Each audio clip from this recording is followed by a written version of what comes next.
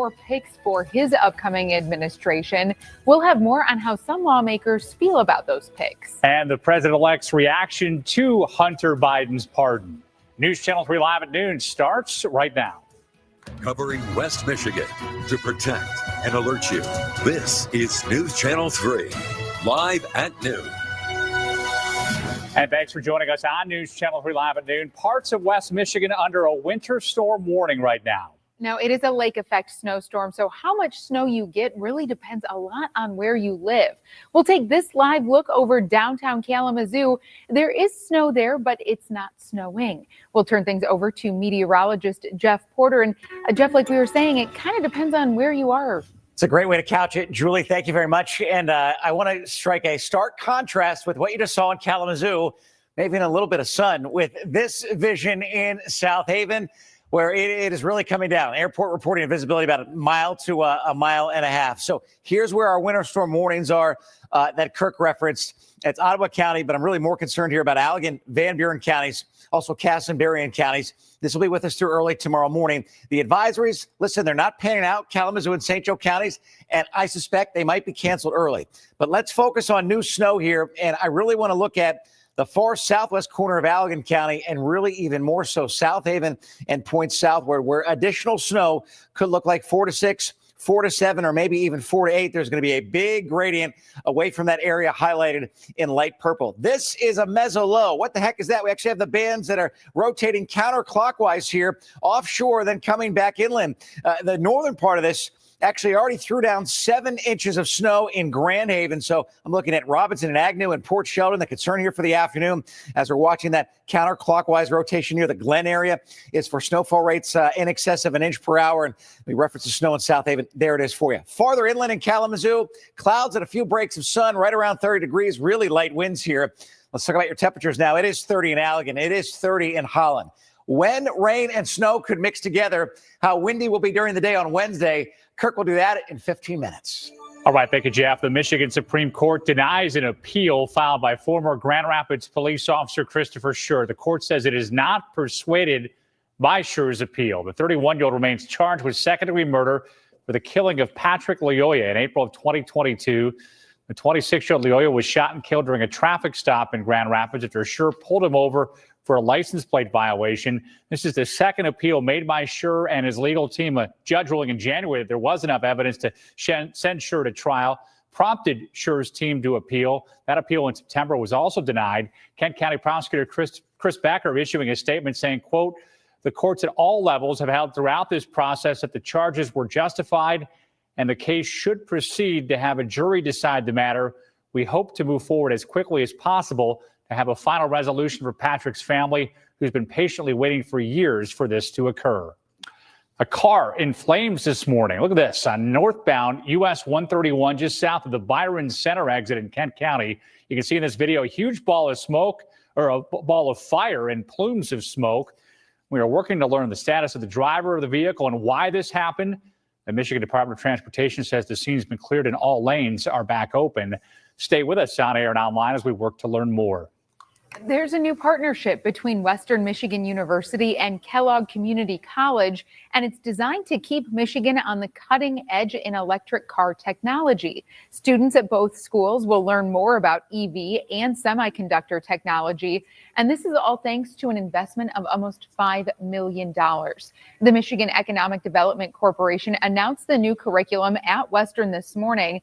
They say there's really a need for skilled jobs related to EV batteries. Representatives from Ford and General Motors were also there this morning.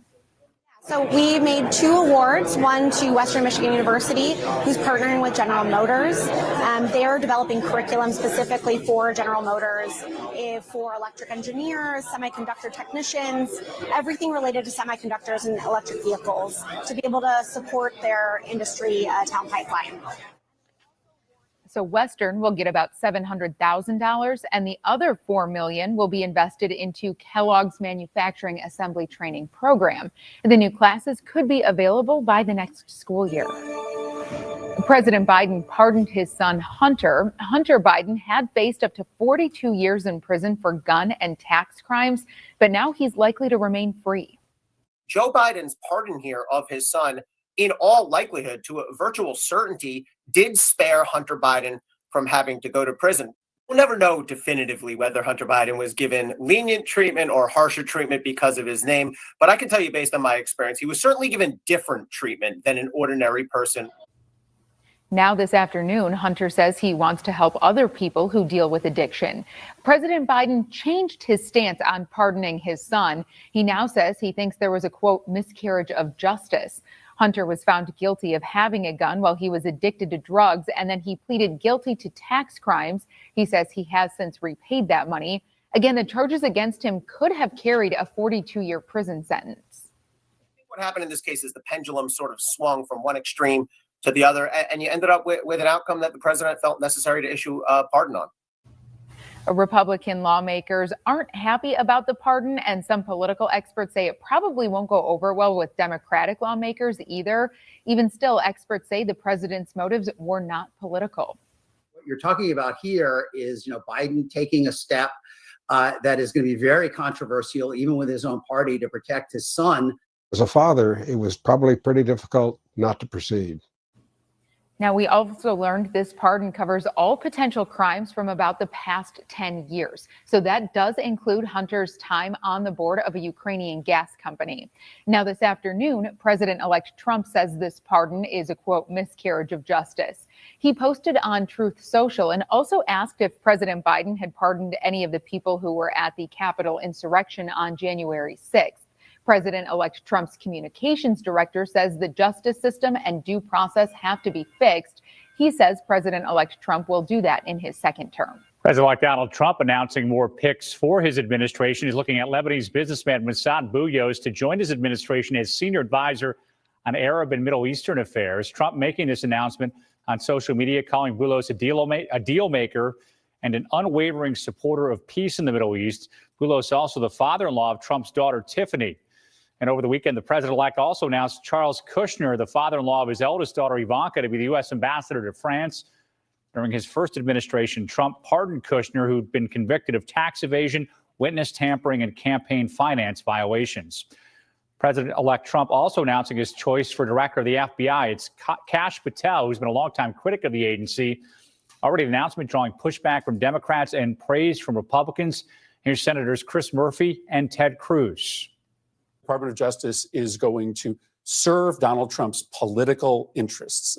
That's what Kash Patel has said he thinks the Department of Justice and the FBI should do, and that's why Republicans and Democrats should be examining how damaging this nomination could be to American democracy. Both DOJ and the FBI have been politicized and weaponized, and I think Kash Patel is a very strong nominee to take on the partisan corruption in the FBI.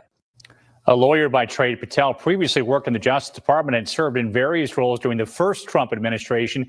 He can only become director of the FBI if he receives Senate confirmation and if current director Christopher Wray resigns or is fired. Wray was appointed by Trump, and his 10-year term doesn't end until 2027. Well, the Salvation Army needs some more bell ringers. People are more likely to donate if someone is standing by the bucket outside the store. So today, for the 10th time, our sports director, Andy Pepper, is doing an 18-hour bell ringing marathon. Andy is joining us live outside of Blaine's Farm and Fleet in Portage. Andy, you've been at this a while already, and people still have lots of chances to see you out and about today.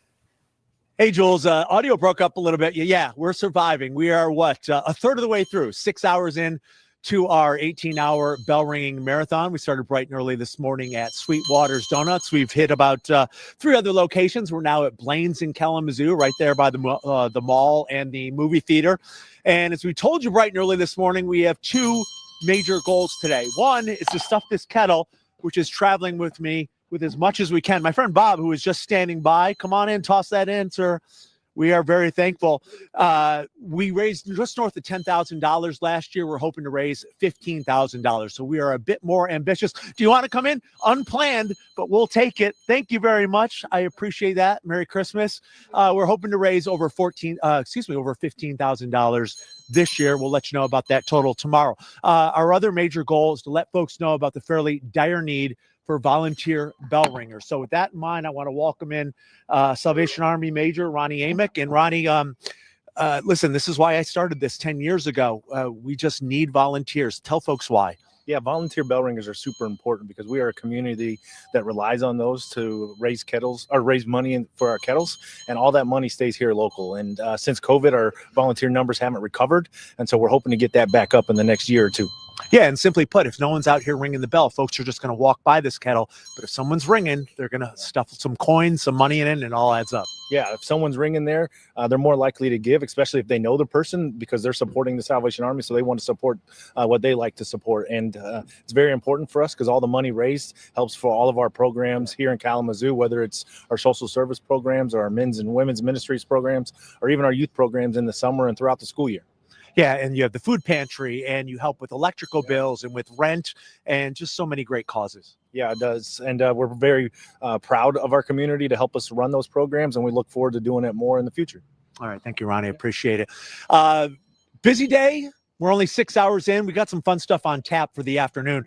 From 2 to 4:30, we'll be at Sam's Club in Portage, and we always enjoy that stop probably the most because we have our local mascots come out. It's great if you want to bring out the little kids, the young Sparkies, to see Slappy, Porter, Buster the Bronco. I'm hoping Russell from the Battle Jacks as well.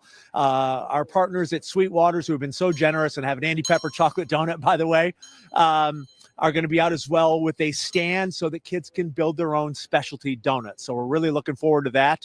We'll keep you posted all day long on our various social media sites, and just got to keep ringing that bell. Reporting live from Kalamazoo, Andy Pepper, News Channel 3. All right. Thank you, Andy. Great job. Well, the CEO of a major U.S. car manufacturer resigns. What this could mean for the automotive industry.